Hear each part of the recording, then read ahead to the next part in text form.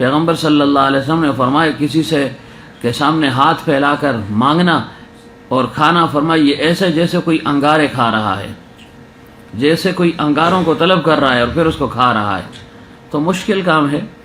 تو اس وجہ سے کسی پر جو ہے نا طعن و تشنیع بھی نہ کی جائے، بس صرف نظر کر لے۔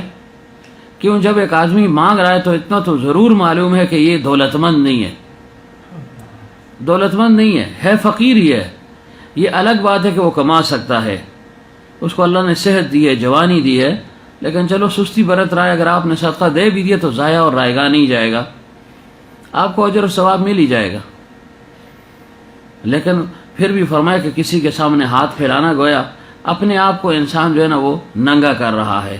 پیغمبر صلی اللہ علیہ وسلم نے فرمایا کہ جو بغیر کسی اشد ضرورت کے، مجبوری کے، اضطراری کیفیت کے کسی سے مانگتا ہے تو قیامت کے دن وہ اس حالت میں اللہ تعالیٰ کے سامنے پیش ہوگا کہ اس کے اس چہرے پر گوشت نام کی کوئی چیز نہیں ہوگی، صرف ہڈی ہڈی ہوگی۔ تو کتنا جو ہے نا انسان بے ڈنگا نظر آتا ہے۔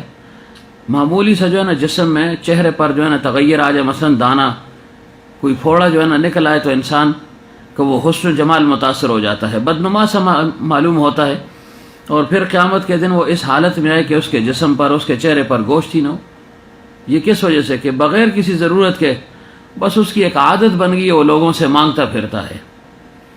لیکن دوسری حدیث ہے، پیغمبر صلی اللہ علیہ وسلم نے فرمایا کہ وہ شخص ملعون ہے جو اللہ تعالیٰ کا واسطہ دے کر کسی سے کوئی چیز مانگتا ہے۔ کہہ لو نا، میں پوچھوں گا پھر۔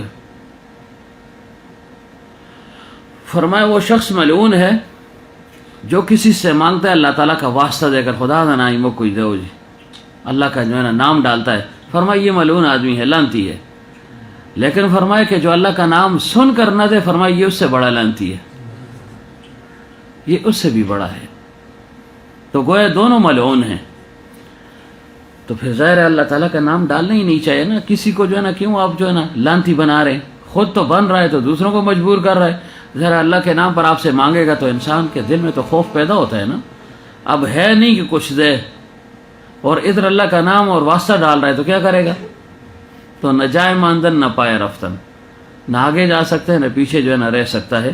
تو بہرحال حت الامکان اگر ہو تو کچھ نہ کچھ انسان دے دے، کچھ نہ کچھ دے دے، چلو اس کی ضرورت کے مطابق دے دے، پھر تو بہت اچھی بات ہے۔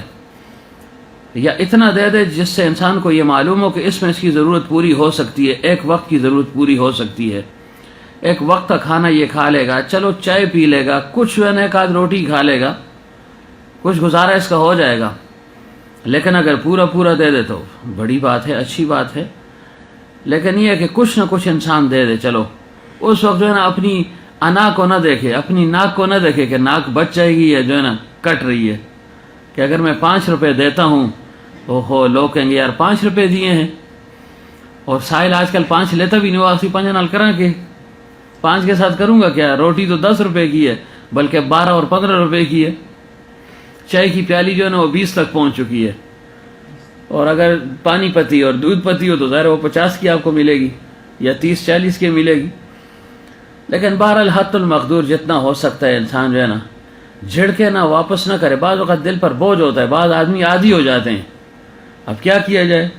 تو چلو خیر ہے، وہ ایک اچھا گمان اور حسن ظن کے ساتھ آ رہا ہے تو اس کے اس گمان کو جو ہے نا جھٹلاؤ بھی نہ، اس کو مایوس بھی مت کرو نا، مایوس بھی مت کرو۔ ممکن ہے یہ تھوڑا سا صدقہ ہے انسان کے لیے نجات کا سبب بن جائے۔